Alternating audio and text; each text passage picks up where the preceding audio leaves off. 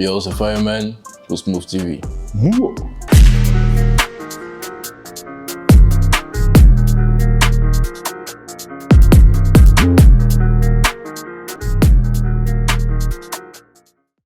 À l'état civil, c'est Yao, Zouzoua, Wally et Richard. Je suis un petit BT. Mon vieux est BT, ma vieille est Apollo, de Grand Bassam. Cette année, j'aurai 33 ans. Je pense que ça se voit pas. Peut-être que oui, peut-être que non, je sais pas trop.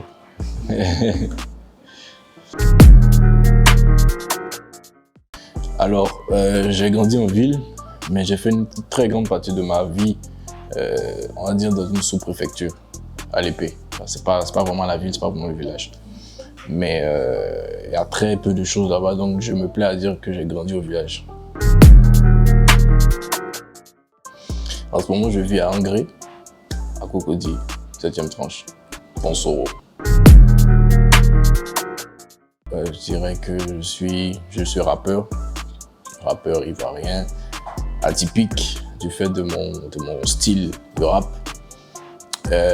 Ça fait un bon moment que je suis dans le game. Et puis, je suis authentique en tout, musicalement comme personnellement. Alors, mon style de rap, déjà, je lui ai donné un nom. C'est le Ziggy Rap ou Rap Ziggy.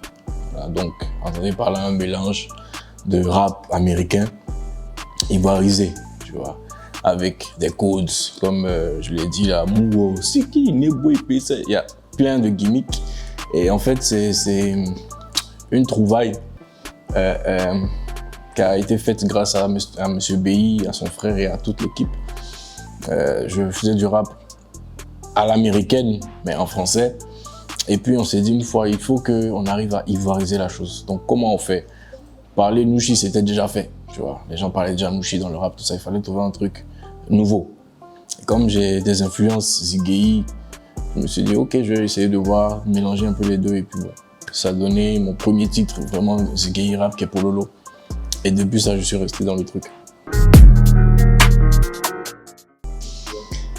Si je dois faire découvrir ma musique en 3 sons, je vais déjà proposer Pololo, parce que ça c'est le morceau principal.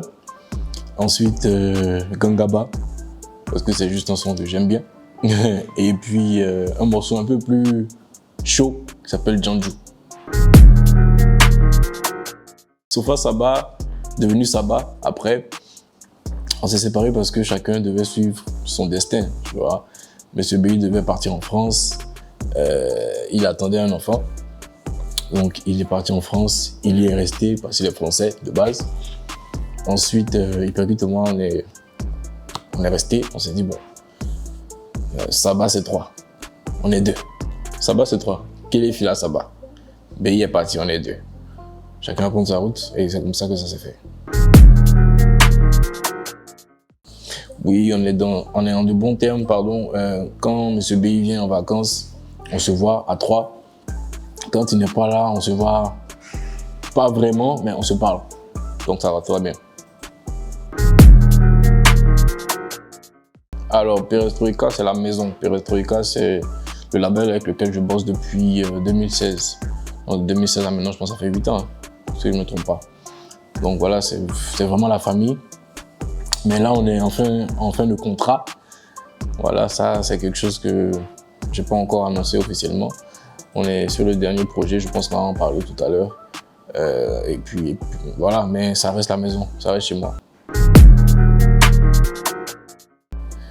Mes meilleurs feats. Bon, déjà, on m'a jamais posé la question, donc là, je vais réfléchir vite pour combler le vide.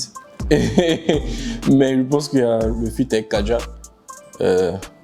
Tout est bien zo, que j'aime beaucoup. Il y a Dinatale avec El Chapo et Tereli. Ça, c'est des sons qui datent de 2016-2017.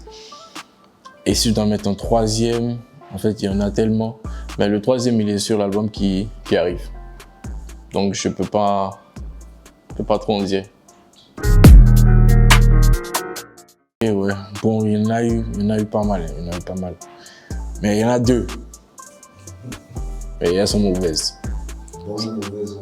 Ouais, mais Ouais, les deux sont mauvaises. La première, c'était, je sais pas en quelle année, on était en première partie du concert de Rick Ross. Donc Rick Ross, c'était en concert à l'Ivoire. Et avec Sabah, justement, on était en première partie. Mais je pense que c'est la prestation la plus longue qu'on ait jamais faite. Les gens étaient assis. Donc quand on vous parle de l'Ivoire, il faut savoir que les gens sont déjà assis. C'est que des latés qui sont là, donc ils ne vont pas forcément crier, etc. On n'a fait que 2 sons, mais c'était tellement long parce que c'était ennuyeux. La deuxième expérience, c'était à Moussikro. Je ne sais pas si les gens connaissent Moussikro.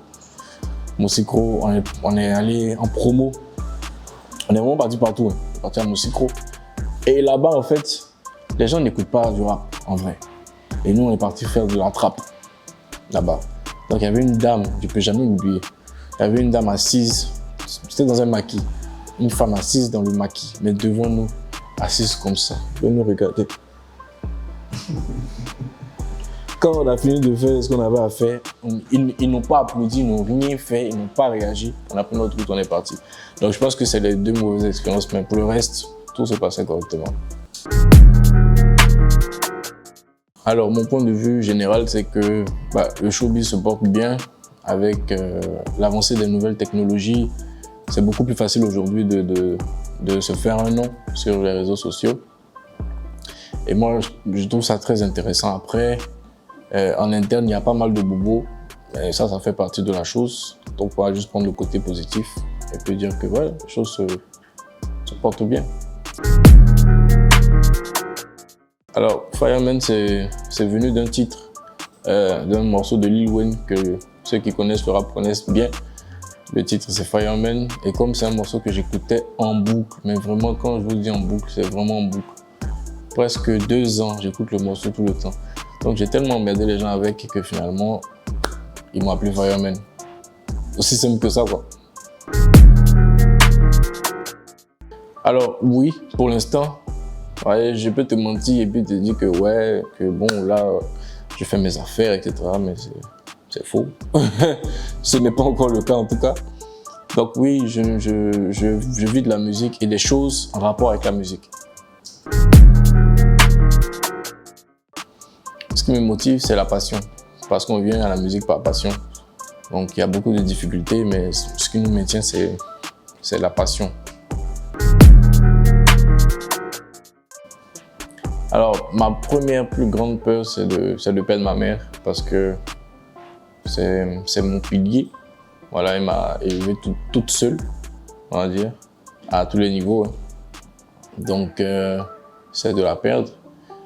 Et je pense que c'est tout, en vrai.